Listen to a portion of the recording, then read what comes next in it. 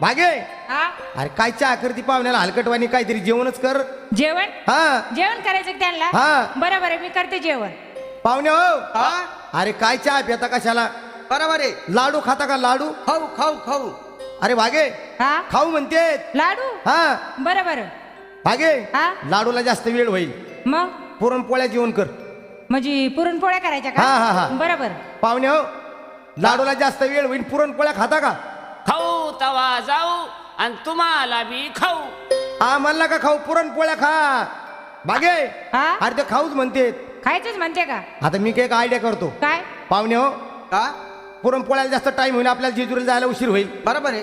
साधं आणि सोपं काय पिठलं आणि भाकर आणि झुणक. पिठलं भाकर आणि झुणक.